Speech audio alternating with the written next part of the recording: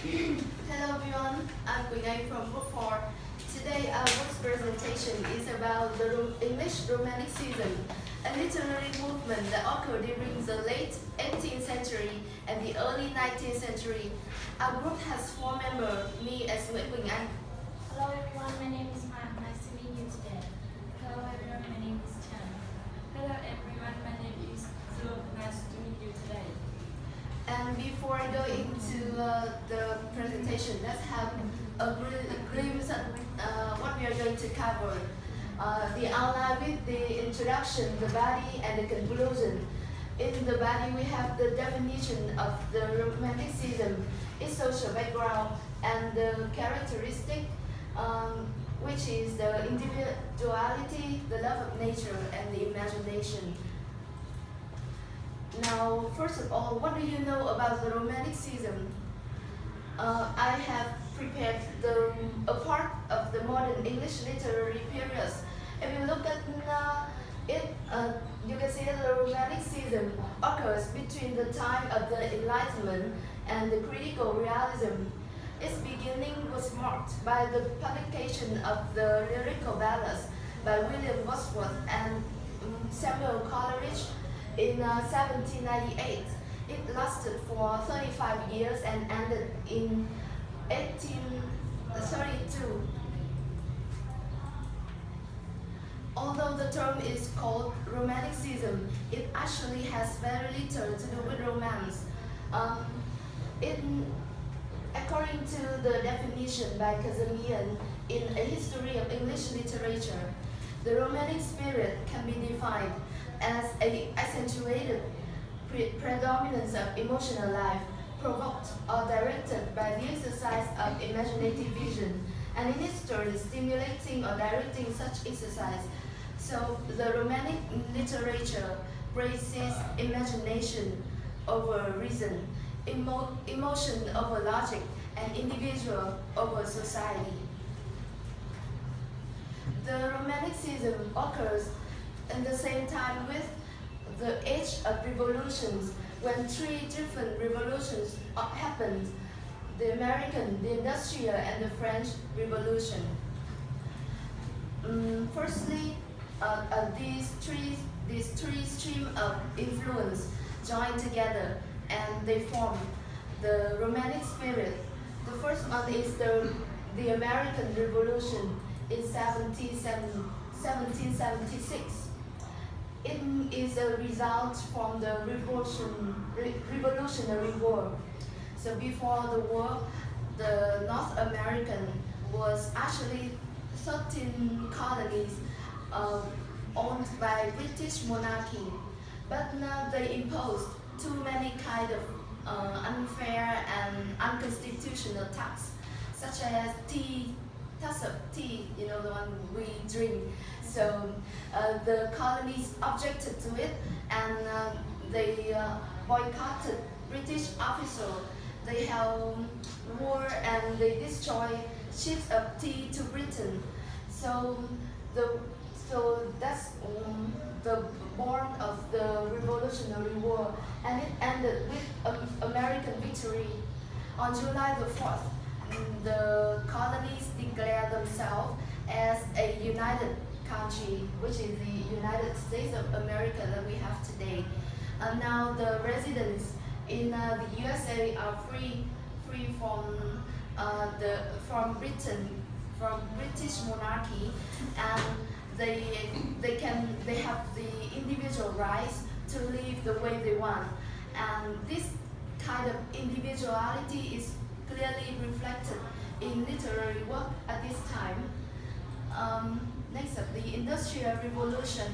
It is when many new kind of manufacturing process and method were invented and being put in use.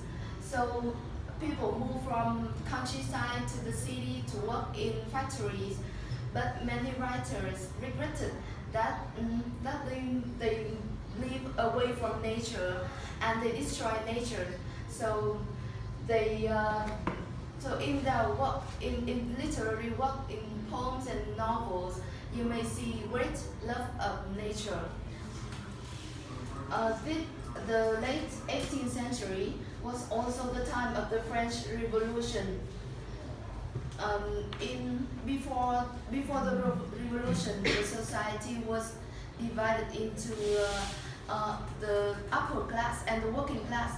When the working class was badly mistreated, they had no freedom of speech, and in literary works at this time, people only they only wrote and showed the bright side of the society, which is the flowery picture of the upper class, while the working class remained unnoticed. So the working class opposed to it, and they have a lot of march and rebellions to show their strong oppose. And it was also when the French absolute monarchy became weak, and they finally collapsed. So the society was reformed, and now the working class might have a better life, and they are no longer suppressed by the society, and their mind broke free, and their imagination goes beyond. This is also the reason for the imaginative characteristic of the poems and novels in the Romantic era. And to give you a deeper insight into the characteristic, my friends are going to tell you this.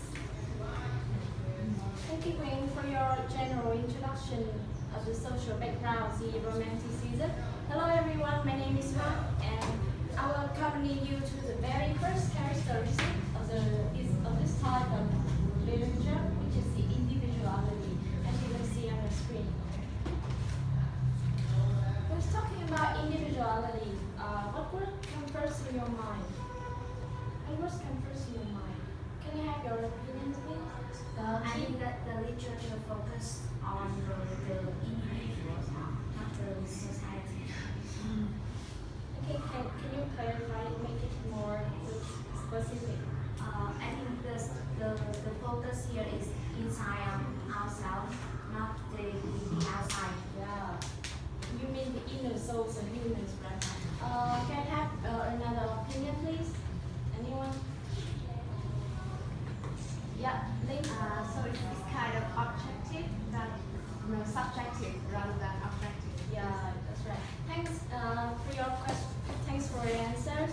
To wrap up what you two have just said, individuality refers to personal thoughts and feelings and basic rights of individuals, including the freedom of speech, the right to love and to be loved. Among the authors of the Romanticism, there is one outstanding one that I want to introduce to you today, and his name is Lord Byron. And this is a portrait of him. You can take a look at it. Pretty handsome, right? Coming back to the main point, he is the master of the Romantic literature, alongside with two other authors that will be introduced to you later on by my classmate Chang and Zilong. During his lifetime, he once said, "There is no instinct like that of the heart, which empowers personal feelings and humans' inner souls." And as a matter of fact, it has become his own style of writing. Therefore, his poetry is all about individuality, freedom, and reflects his ego.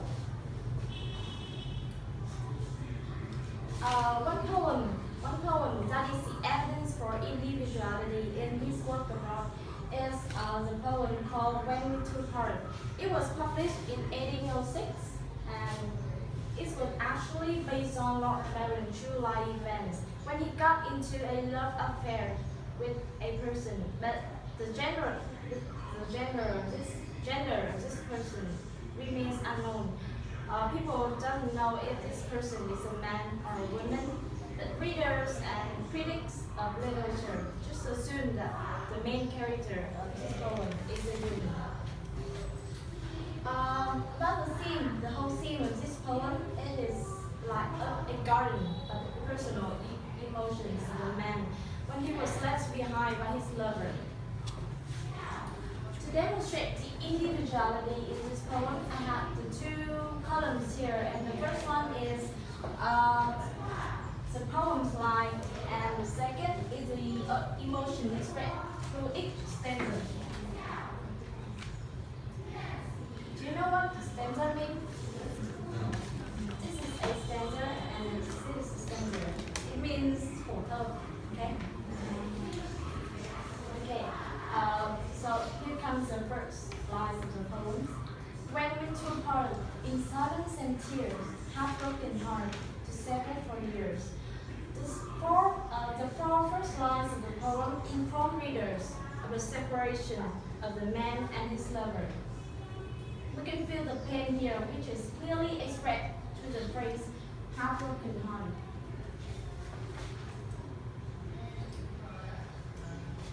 And the next stanza. See, you can now notice the word here, which is a word of Old English, and it is equivalent to your. Okay, just a minute.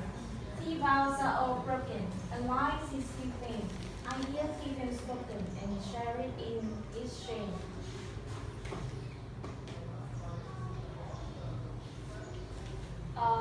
Alongside with feeling painful, we see another state of emotion of the author here, which is angriness and a sense of blaming the woman for breaking the promise of the vows when the two were in love.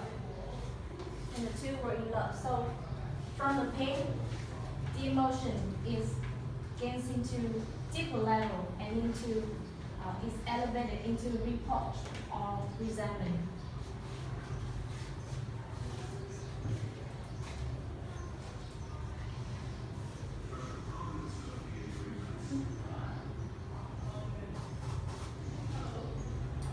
What is noticeable here is also the word Middle English, rule. It is equivalent to disappointment.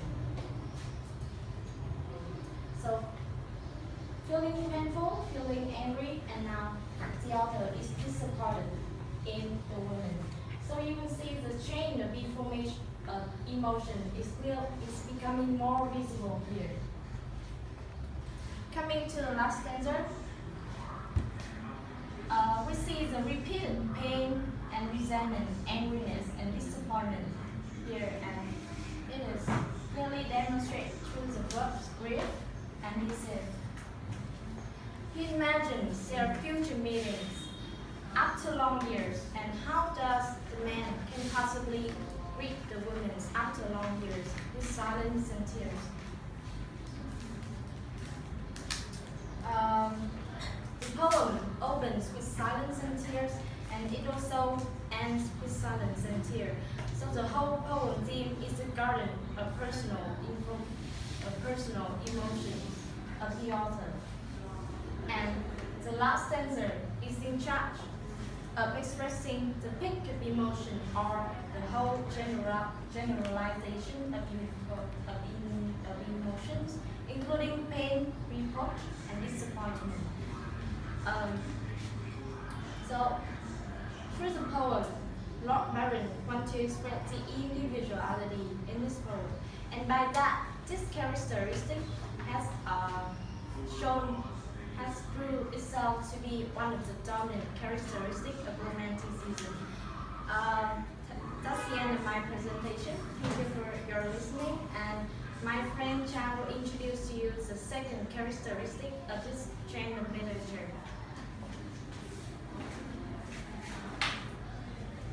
Hi everybody, my name is Chan, and besides the characteristic that Hua has already mentioned, love of nature is another main characteristic in romanticism, and now I will talk about it.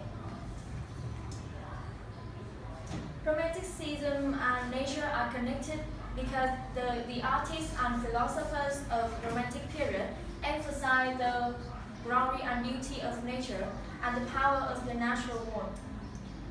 As we mentioned above, the reasons for the development of this strong connection between nature and romanticism include the Industrial Revolution, which led many people to leave rural areas and live in cities.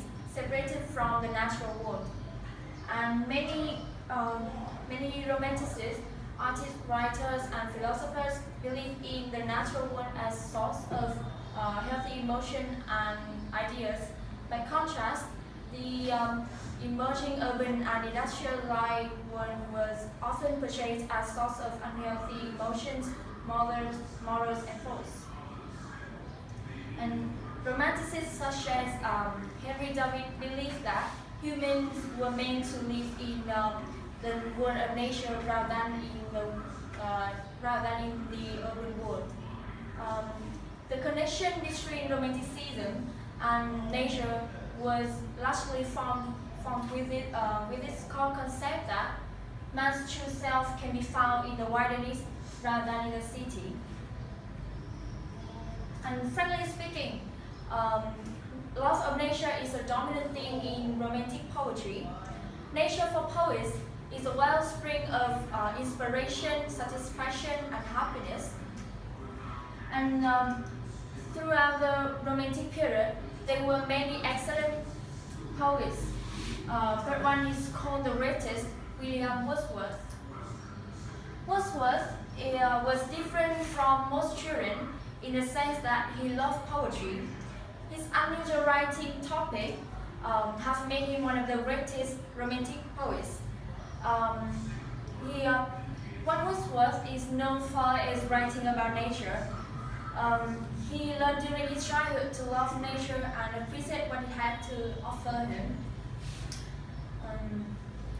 During the Romantic period, Wordsworth wrote many poems about his childhood and the Industrial Revolution, but a majority of them refer to nature. And throughout many of his poems, he wrote about the effects of that revolution had on the common people. And the Incursion is one of his best poems to describe his feelings toward revolution, and his feelings are shown to his readers through the eyes of a young man. And you can see the poem in slide here.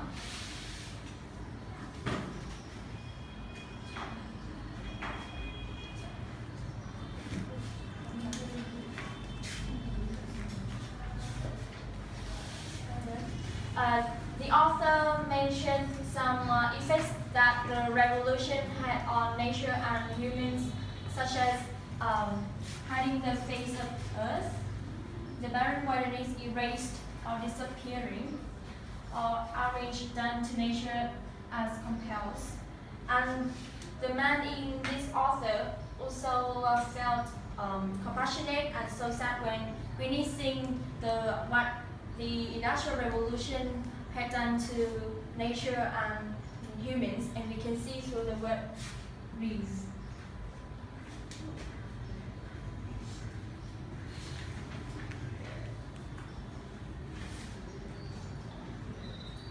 And Wordsworth is considered the great lover of nature.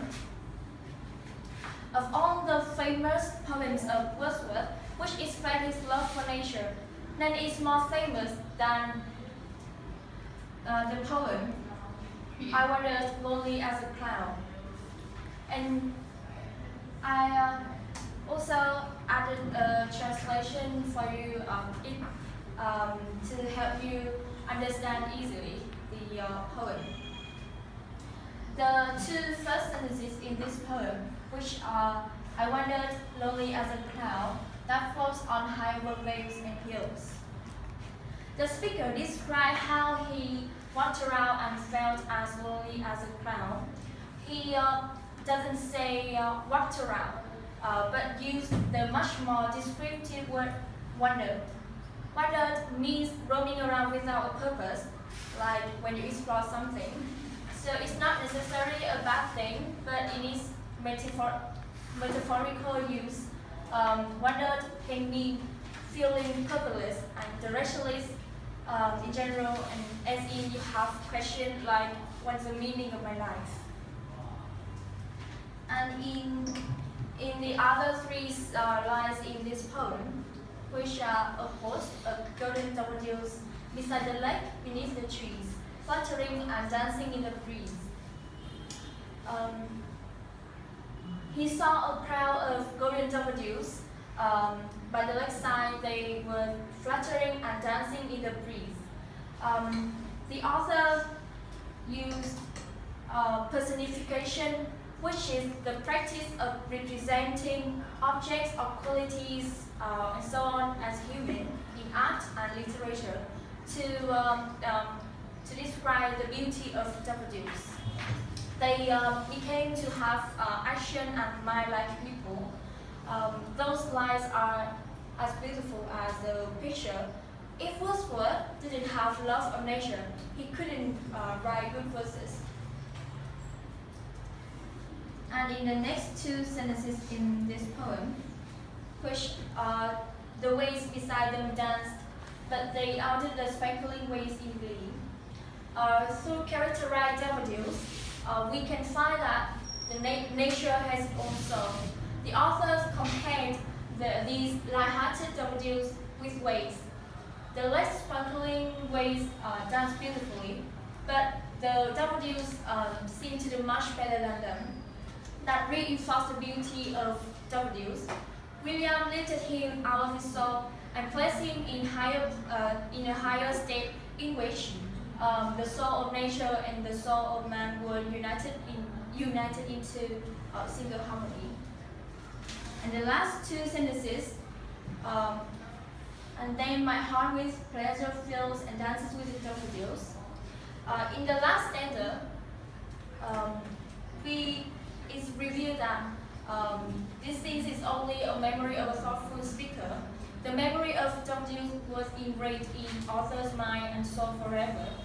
When poet was feeling lonely or depressed, he thought about daffodils and cheer up. He desired to dance with the daffodils. So this poem was one of the greatest works of romanticism. The poem shows the natural beauty and the potential of nature towards people. And the author would like to call us to come back to the nature and enjoy it. So now Zoe will continue our presentation and she will talk about another main characteristic in romanticism. Thanks for introducing me. Hello everyone. My name is Zoe and I will chart of the last characteristic in the romanticism. It's in the imagination. First, I want to introduce with all of you about the general information about the imagination. The first one is evaluate mind to a supreme position. So the imagination is the way for the human to express their creative power to the power of the nature, unlike the rationalism, it is the passive power, and other the imagination, a characteristic of the romanticism is a active power, and it's a way for human to for human beings to constitute the reality, because we cannot understand them, so we need to image the world we need to image the world of the romanticism.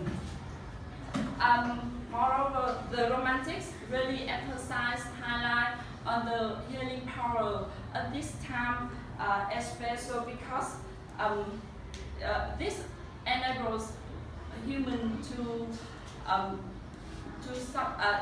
human people to transcend over the troubles and the circumstance. So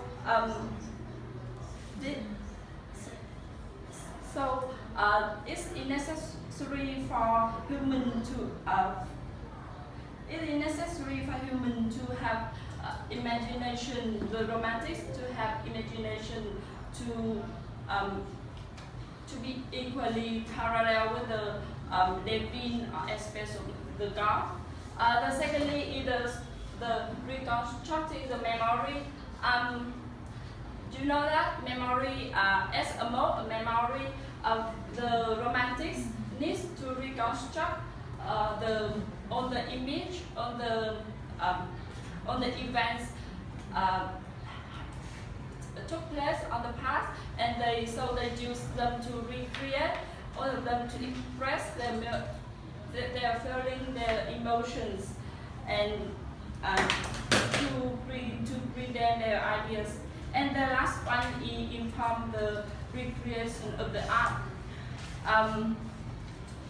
Art is a direct product of the imagination, and it's necessary for us to say that it's necessary for us to understand and to reveal the emotions. Maybe it cannot, it can come not only come from the meaning that the author wants to convey, it also from the understanding of the readers. So that's all about the general information of the imagination, and now I want to move to one of the very famous author of this age. His is Samuel Taylor Coleridge. He was born on the 21st November in 1772 and passed away on the 25th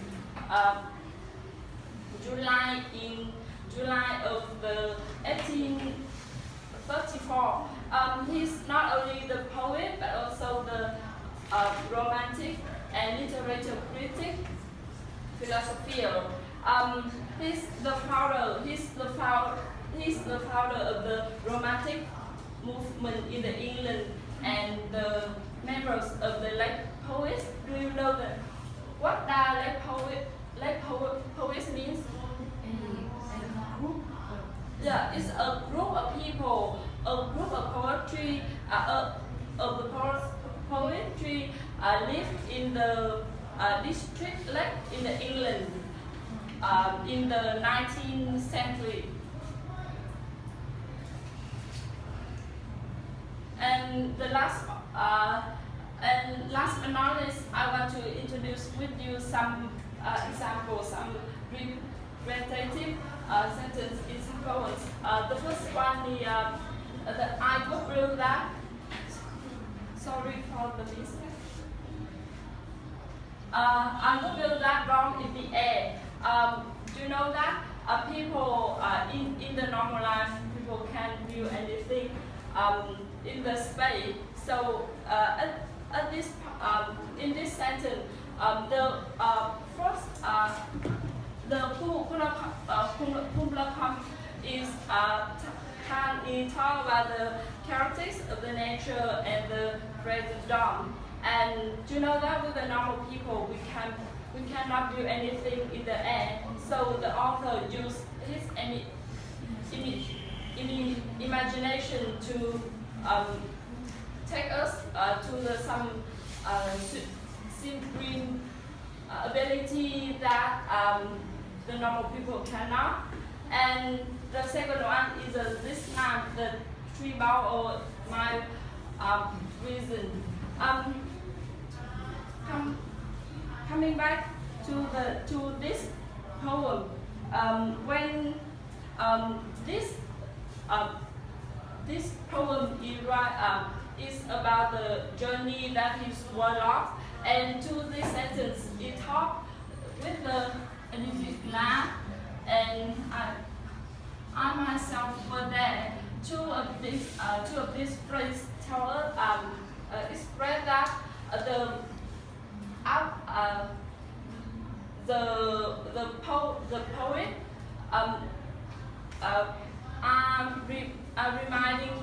reconstructing that he come back to the past. He reconstruct his memory to come back the past and try to express her feelings, his feeling, his emotion at the present. And the last one is Um, and with the last examples, as you can see on the screen, where the Spread River ran through the caverns, measureless to man down to the sunless sea. In fact, the arm in the poem, the arm is red, but the river and the sea is not. So he used all of this emotion to express that the author want to take us and want to convey that he transcend the reality to come to the between the using the real and unreal images. So this is also the last part of our presentation. With a limited time, we have just talked about the two main parts. The first one is the definition and the background knowledge about the romanticism, and the next one is three characteristics of the romanticism. So this is the end of our presentation today. Now is the time to Q&A.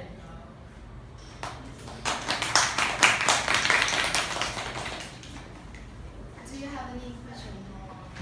Yes, Chief first. Can John be back some slide in the analysis of poem, and you mark down some words that is, which are really important, but I'm not quite clear about the connection between those words with the love of nature. Back. That the light. The next. Back.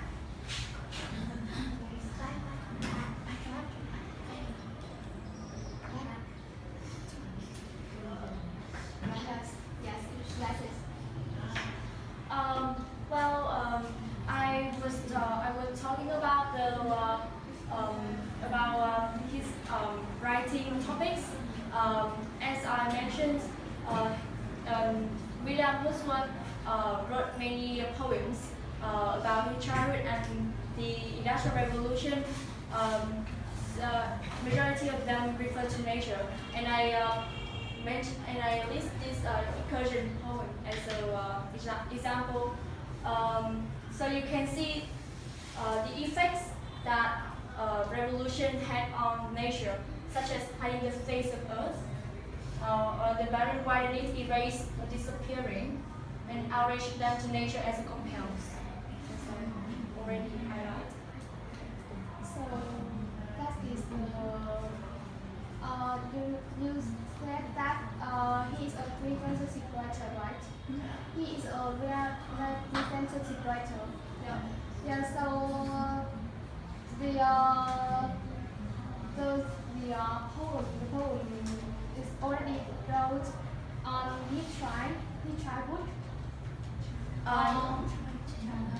No. I said that this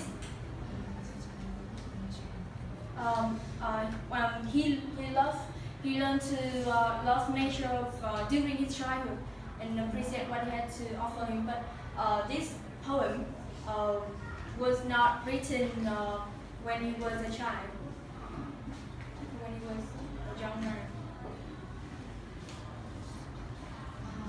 Please.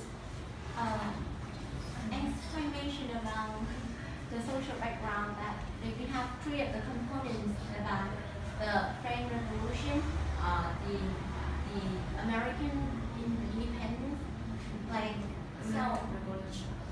I can assume that two of the factors, like the French Revolution and the American Revolution, is kind of outside England, outside Britain, right? So it can still have effect on the British society at that time, right? Like, because this is outside the British, and we are talking about British literature, like. Yes, I of course I know that they are outside Britain, but their effect, firstly they are from the America is British colony were British colonies, and they were English speaking community, and their origin also from Britain. So it was and so it brings kind of effect and influence on the other society that around them, and it is also a similar thing to the French Revolution. Like it's not the language, but the ideology and the thought, the mindset is influenced on each other. Any more questions? Yes. So you mentioned that you inform the evaluation of art, and you told us it reveals emotion. So how can I link this part with the romanticism? As I said before, in the art is the direct product of the imagination, and each of the sentences, and for example, like each of the words link each other in the sentence to produce and it inform and shape the others. When the internal words is a jump to what the real and it depends on the mind and like the feelings of each other to that whole. Yes, and I also want to add, because in my part I mentioned that although the term the romanticism is called romanticism, it actually has very little to do with romance that we see today as love and relationships, but it actually praises imagination over reasons, or kind of emotion over logic, and individual over society. So it was not as narrow as the meaning of the romantic that we see today. Do you have any question? Yes, Hang, please. I just wonder that Zil mentioned that the imagination is characteristic of romanticism. I just wonder that the reason why the imagination developed in the romantics. Well, you asked about this part that it was actually my duty, yeah. And I mentioned the French Revolution, and after the collapse of the absolute monarchy of France, the working class became they was no longer suppressed by the society, and so they their imagination may have, let's say, like their life are not difficult anymore, so they might have time, they have some space for themselves, for their mind to go wide and to break free. So that's also the reason for the imagination developed. And I want to add to the Queen explanation that at this time, from the late of the 18th century and the early of 19th century, it is a time for human beings to explore the abilities of individuals. So imagination is a kind of aspect that I want to mention. Is people use their mind, their thought to explore the world in another way, like by the hands, by the legs, or physical way to explore. Do you satisfy with the answer? And is it? In China, Could you speak a little bit louder, please? Brown child, she said that can you go Yeah. back to the slide?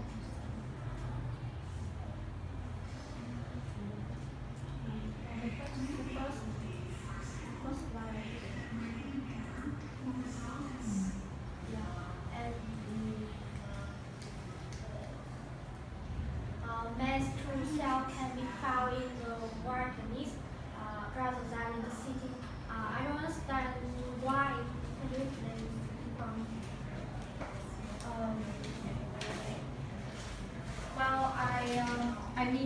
I mean that they man's true self can be found in the wilderness because they are in nature they have like they have satisfaction and happiness, so they so in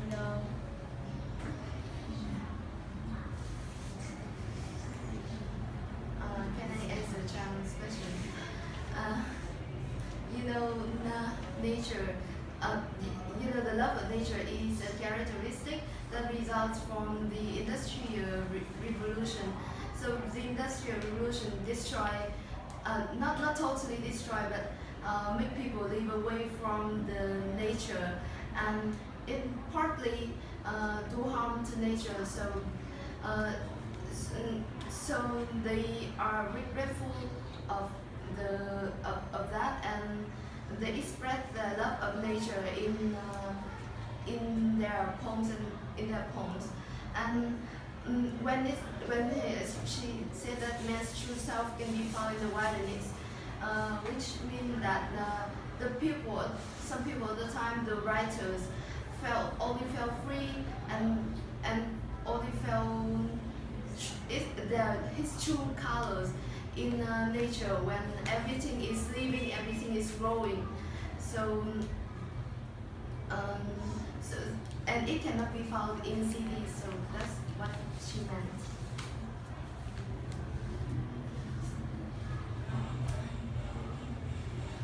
But can I add more? Because they cannot find true self in the city because at that time the industrial revolution had many negative effects on their lives. So they just felt dissatisfactory and unhappiness with the effects that revolution had done to them. So they only in nature they can find what they wanted, happiness and satisfaction. So if you have no other question, I will wrap up the presentation here. Thank you for listening.